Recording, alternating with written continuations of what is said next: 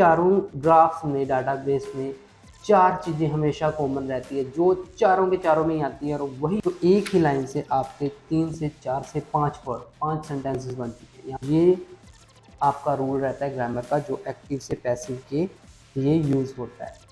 तो राइटिंग में 5.5 बैंड आने का सबसे जो मेन रीज़न क्या है, वो मेन रीज़न है ignorance of task 1। Ignorance of task 1।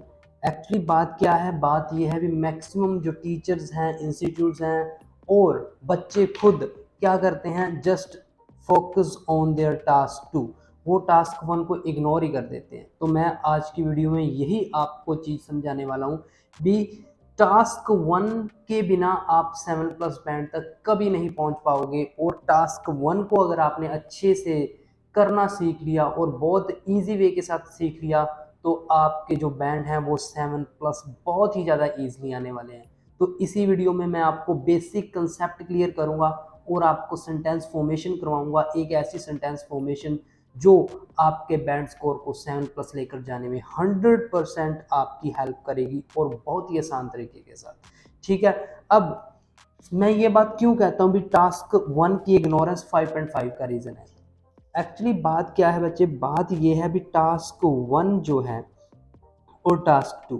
अब टास्क 1 है आपका वो है 3 बैंड्स का और टास्क 2 है आपका 6 बैंड का। ये चीज़ बच्चों को पता ही है। ये 3 बैंड है मतलब 150 वर्ड्स और ये 6 बैंड है मतलब 250 वर्ड्स। अब बच्चे क्या करते हैं, इस पे फोकस कर लेते हैं, ये 6 बैंड में से वो अपने 4.5 या 4 यहाँ तक अपने बैंड अचीव कर लेते हैं ईजिली।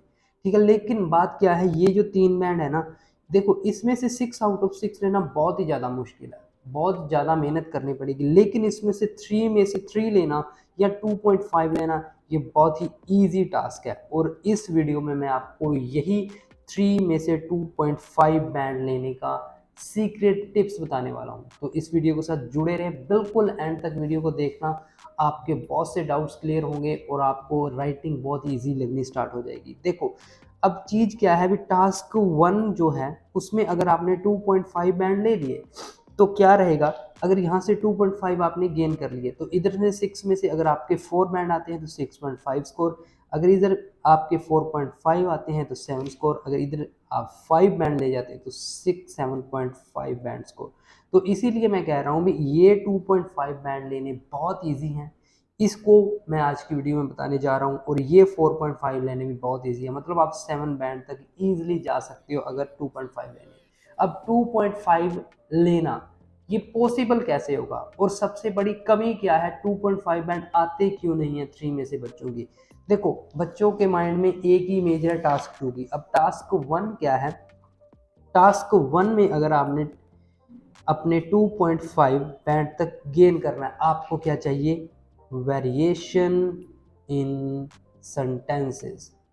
ओके, मान लीजिए आपके पास कोई भी चीज आ चुकी है, कोई ग्राफ आ चुका है, तो आपके जो सेंटेंसेस है ना वो रिपीट नहीं होने चाहिए, उसमें वेरिएशन चाहिए आईडीपी को। ये नहीं है मान लीजिए कोई लाइन ऊपर जा रही है, 2 लाइंस ऊपर जा रही है, the population of China is increase by 10%, फिर जापान की है, the population of Japan is also increase by 10%, ये सेम सेंटेंसेज है। देखो जो वर्ड्स है, वोकेबलरी है, वो तो अलग चीज है, लेकिन यहाँ पे सेंटेंसेस की भी वेरिएशन चाहिए। आप एक बीपी में सिर्फ सारे सेंटेंस अगर अलग अलग बनाने शुरू कर दोगे तो बहुत अच्छी अमेजिंग चीज़ बन जाएगी, आपकी 2.5 बैंड ईजिली आ जाएंगे। और इसी चीज़ के लिए आज की वीडियो है, सेंटेंस फॉर्मेशन, सेंटेंस वेरिएशन मैं सिखाऊंगा इसमें आपको। ठीक है, अब जैसे मैं आज की वीडियो को एक एग्जांपल के तौर पे आपके सामने रखता हूँ। मान लीजिए मेरे पास कोई एक लाइन ग्राफ है, ठीक है, ये इसकी लाइंस ऊपर जा रही हैं तीनों की। ठीक है, अब ज़्यादातर बच्चे क्या लिखेंगे, मान लीजिए ये है कोई लाइक स्पोर्ट्स एक्टिविटी है, लाइक ये यूएसए के बच्चों की स्पोर्ट्स एक्टिविटी है, ये यूएसए की है, ओके, ये यूके की है, ये कनाडा की है। ठीक है, मान लीजिए यहाँ पे मैंने एक लाइन लिख दी, फॉर एग्जांपल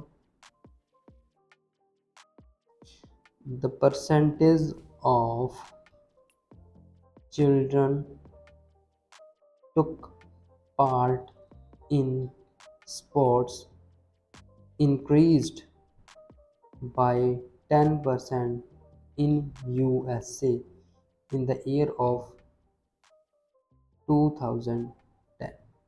ओके, तो मैंने यहाँ पे एक लाइन लिख दी।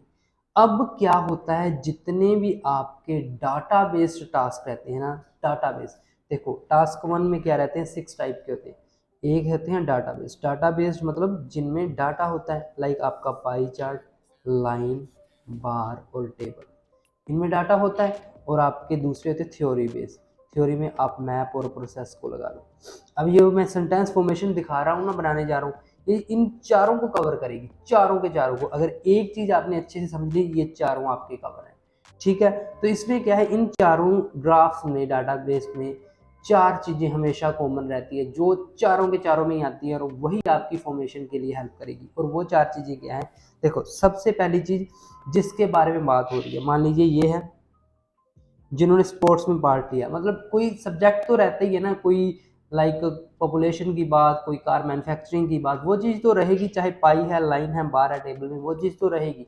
मतलब एक चीज़ तो ये, और दूसरी चीज़ क्या, दूसरी चीज़ वो चीज़ इंक्रीज हुई है या डिक्रीज हुई है, ये भी चारों में रहेगा। अगर डाटा है तो इंक्रीज डिक्रीज तो होगा ही होगा, ऑब्वियस है। और तीसरी चीज़ क्या, अगर इंक्रीज हुई है तो कितने परसेंट इंक्रीज हुई है, इंक्रीज हुई है तो कितने परसेंट इंक्रीज हुई है, चारों में होगा। और लास्ट में कब इंक्रीज हुई है, ये चार चीज़ें, ठीक है, टाइम भी चारों में होगा। अब ये चारों की चारों चीज़ें हर एक ग्राफ में आपको मिलेंगी। अब यही आपकी हेल्प करेगी सेंटेंस फॉर्मेशन में।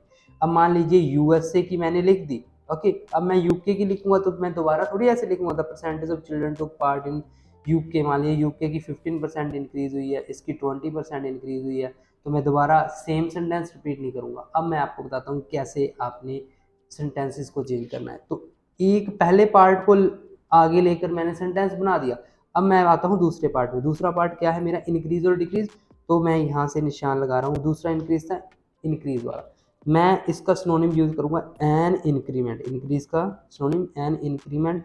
अब यूके का था 15%, an increment of about 15% was noticed in the sports participation of UK in 2010। That's it। बिल्कुल अलग सेंटेंस बन चुका है, मैंने दूसरे को आगे लिया, ठीक है। अब मैंने एक बना दी, दूसरी बना दी। अब तीसरी की बात करता हूँ। तीसरा क्या था मेरा पार्ट, 10%। अब इसको मैं लेकर आता हूँ आगे। अब मैं इसके साथ नेक्स्ट सेंटेंस बनाऊंगा कनाडा का, ओके। मैं लिखता हूँ ए, यहाँ पे 10% है तो कनाडा का कितना था 20, तो 20 यूज करूंगा। ये 20% of incline was accounted in the 20% incline was accounted in the percentage of students took participate in sports, कौन सी country, in Canada, in the year of 2010। That's it.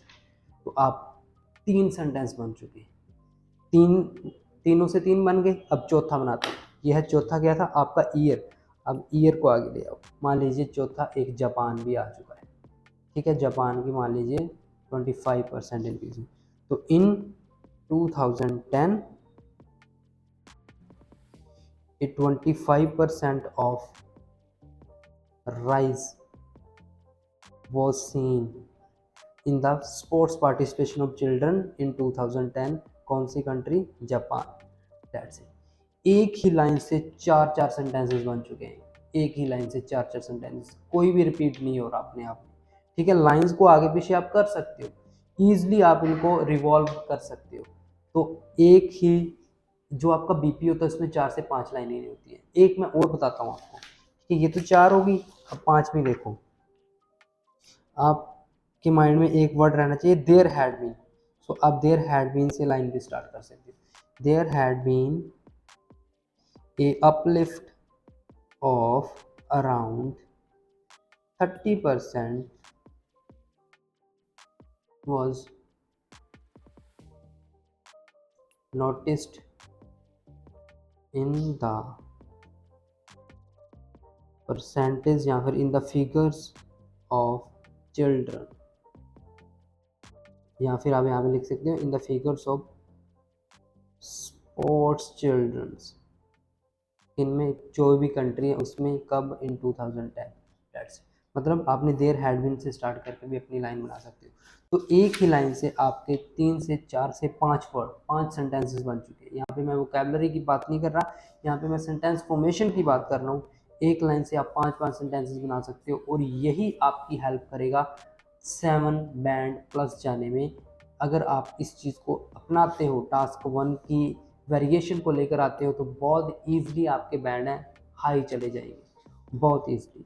ठीक है, इसके अलावा आपने टास्क 1 में थोड़ी बहुत चेंज और भी चीज़ें इन्वॉल्व कर सकते हो। जैसे जो आपकी इंट्रो है, नॉर्मल इंट्रो बच्चे ऐसे लिखते हैं, जैसे the line graph illustrates the percentage of children who took part in sports in 5 different countries in 2010।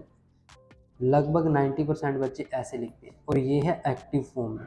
अब मैं आपको कहता हूँ भी आप एक्टिव से पैसिव फॉर्म में अपनी इंट्रो लिखनी स्टार्ट कर दो, ऑटोमेटिकली आपका इंप्रेशन बहुत अच्छा जाएगा। क्योंकि जो आपको इन्फॉर्मेशन दी जाती है ना, आपको जो ग्राफ मिलता है, जो आपको पेज मिलता है, उसमें ऑलरेडी एक्टिव फॉर्म में ही लिखी होती है ऊपर।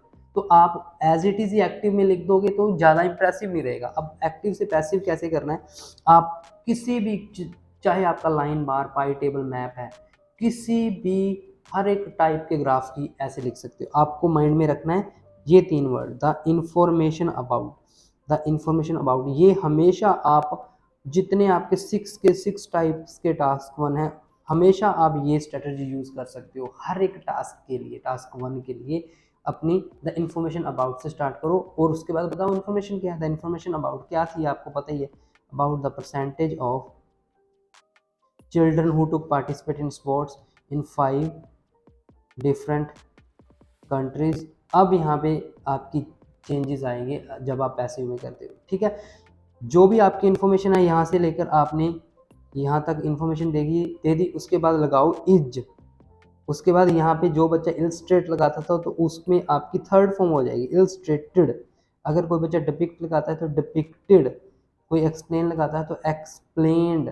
तो ऐसे थर्ड फॉर्म आ जाएगी बाय, उसके बाद लगाओ गिवन लाइन ग्राफ, कब, इन 2010। तो ये आपकी पैसिव फॉर्म में चेंज हो चुकी है इंट्रो, जो ज़्यादा इंप्रेसिव है। इसका रूल क्या होता है, जैसे नॉर्मल जो आपकी होती है उसमें subject plus first form plus object ऐसे रहता है, तो इसमें क्या है, जो आपका ऑब्जेक्ट है वो आगे चला जाता है। ठीक है, और जो आपकी जो इज एम आर लग जाता है, जैसे यहाँ पे मैंने इज लगाया है। ठीक है, उसके बाद आपने लगानी है थर्ड फॉर्म प्लस बाय लगेगा, जहाँ पे जैसे बाय प्लस ऑब्जेक्ट। तो ये आपका रूल रहता है ग्रामर का, जो एक्टिव से पैसिव के ये यूज़ होता है। तो ऐसे आप इम्प्रेसिव सी इंट्रो लिख सकते हो।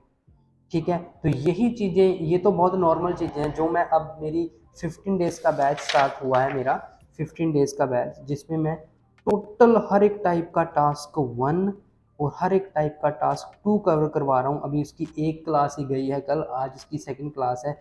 मैं, ये तो नॉर्मल चीज़ें, और क्लास में प्रॉपर डिटेल में करवाता हूँ मैं। ठीक है, टास्क 1 प्रॉपर, टास्क 1 टास्क 2 हर एक टाइप का लिखवाता हूँ सामने।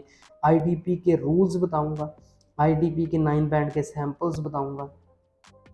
ठीक है, 2 से 3 मॉक टेस्ट रहेंगे। ठीक है, 15 डेज की क्लास रहेगी और सारा कुछ कवर करवा दूँगा उसमें। ठीक है, प्लस डेली के रिकॉर्डेड लेक्चर्स मिलेंगे। अगर किसी बच्चे ने अभी भी ज्वाइन करना हो तो आपको लास्ट डे का रिकॉर्डेड लेक्चर मिल जाएगा। ठीक है, आपकी अगर मिस भी हुई है क्लास तो आपको रिकॉर्डेड लेक्चर मिल जाएगा, आप कंटिन्यू कर सकते हो।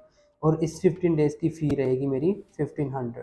ओके, क्लास की टाइमिंग है शाम को 7 बजे से 7:50 तक शाम को। ठीक है, अगर कोई मिस भी रहती है तो रिकॉर्डेड लेक्चर मिलेगा। किसी बच्चे ने ज्वाइन करने हो तो 8168321916 इस पर आपने जस्ट व्हाट्सएप करना है, और दूसरा है 9467488225। इन दोनों में से किसी भी नंबर पर जस्ट व्हाट्सएप करना है। Online writing class, online writing class आपको ज्वाइन करवा दिया जाएगा। ठीक है, एक क्लास जा चुकी है, रिकॉर्डेड लेक्चर मिल जाएगा उसका, और आज उसका डे 2 है। तो इतनी गारंटी देता हूँ, जो भी बच्चा इसको ज्वाइन करेगा ना, उसको इंस्टीट्यूट ज्वाइन करने की ज़रूरत नहीं पड़ेगी। जस्ट राइटिंग के लिए पूरी कंप्लीटली तसल्ली से क्लास लगाऊंगा। तो बाकी अगर ये वीडियो आज की अच्छी लगी, प्लीज़ चैनल को लाइक और सब्सक्राइब करना मत भूलना। So thank you so much, मिलते हैं किसी और वीडियो में।